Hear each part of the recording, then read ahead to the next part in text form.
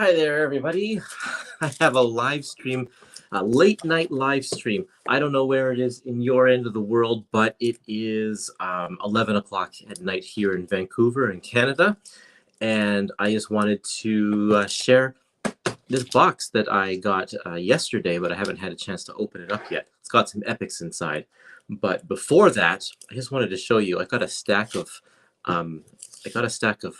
Eclipse comics because I've been really into buying these Eclipse comics, and a lot of the reason is because a lot of the creators in Eclipse are the same as the creators that we see in these classic epics that we all love so much. So I just wanted to share with you some of these. Of course, Miracle Man you all know because of the omnibus and everything that's come out and all that kind of stuff. But I have also this one here that I want to show you. I haven't read it yet, but I Am Coyote by Steve Englehart and Marshall Rogers. And these two are the same team that did the Silver Surfer reboot in the 80s. That's in Epic Collection Volume 3 called Freedom. And so I haven't read this yet, like I said, but the artwork is just absolutely beautiful. So it's Marshall Rogers with art assists from George Pratt. And the two of them are just a remarkable team. So I want to show you, take a look at some of this because it's really, really nice. Get the box out of the way here.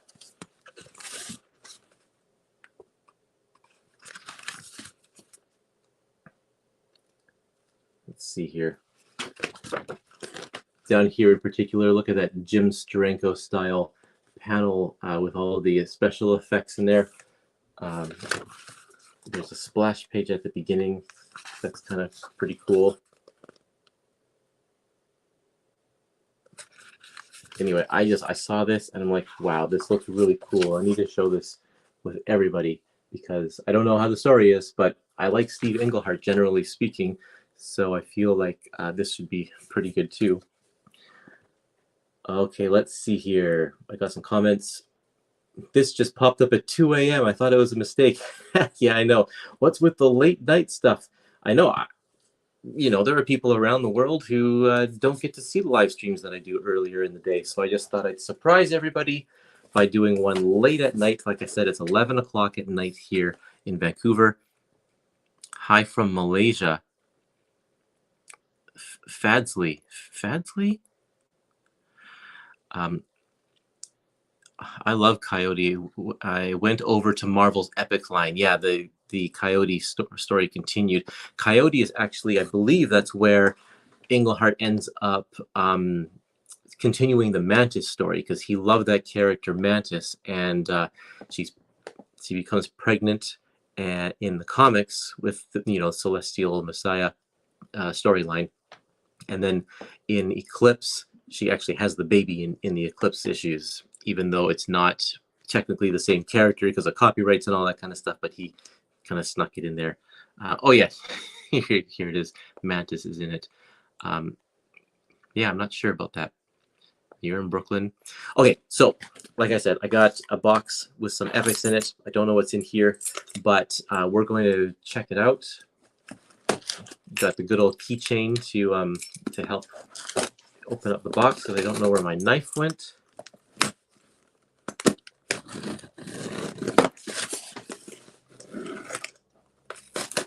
For all of you night owls with me today, let's see what we have.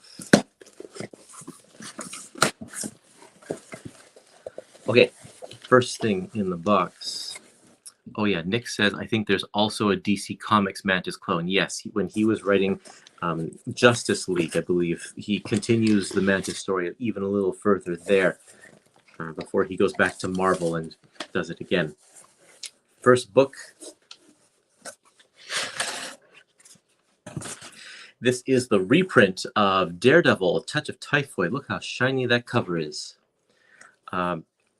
Volume 13. A lot of people have been asking for this one because it's been out of print for a while. This is the Ann Nocenti Daredevil stuff. And I love this volume. I thought it was a lot of fun. It is the first half. Let me see here if I remember correctly. Yes, well, the Typhoid Mary is kind of the big draw in this one. John Romita Jr. on artwork. And there's a crossover with the Punisher.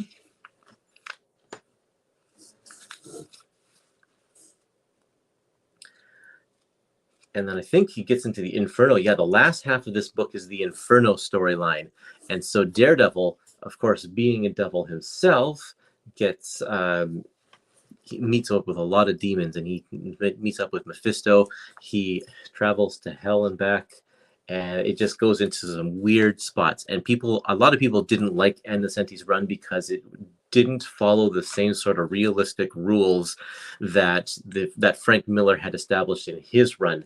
And so it's like, yeah, this one goes way out there in sort of the craziness, especially because of the Inferno storyline in particular, but just because Ann Nocenti wanted to do something different, and she certainly did different. A lot of great stuff. I really like JR's artwork in this. It's solid. It's good storytelling.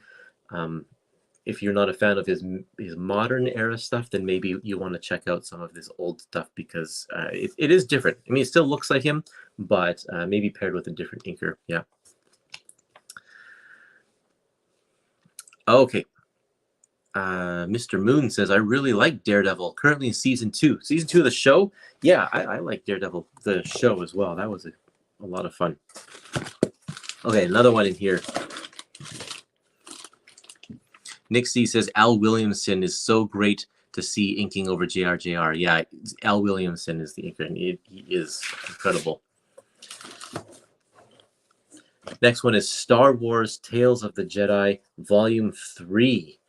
This is, I've read a lot of this book already, and it is fantastic. I really like the old Tales of the Jedi stuff from Dark Horse. Those stories, I think, are just excellent. They explain a lot of, well, it's the story of the rise and fall of the Sith thousands of years before the events of the movies. Really great stuff here.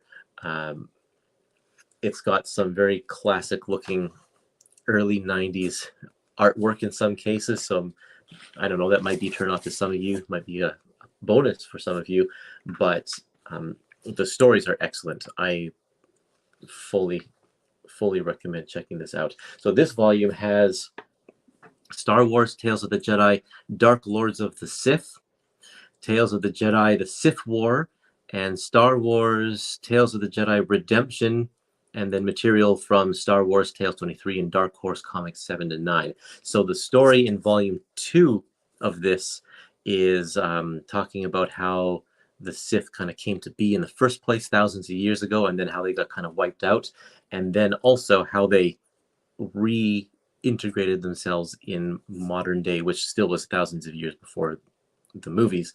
But then this one, there's a big Sith war, and then all of the Sith Lords are going to be destroyed, spoiler alert, because we know that there are not many of them left when the movie takes place. So let's see.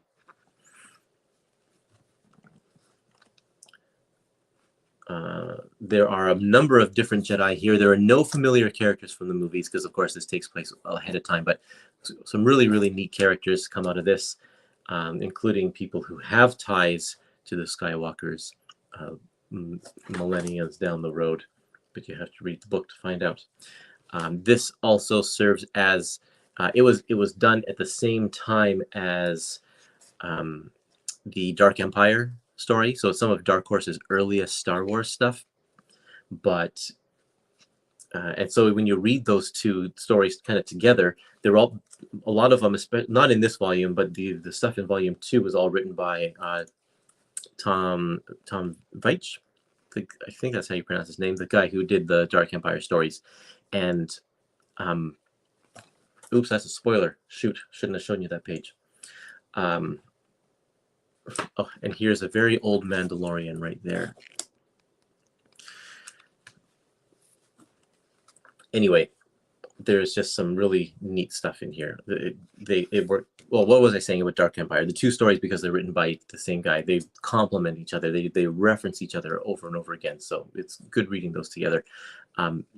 I fully recommend this. I'm glad that it's in Epic Collection form now, because I've been reading them on Marvel Unlimited. Now I can switch to holding them in my hand. one more book in here, I think. Was that? Oh no, that's it.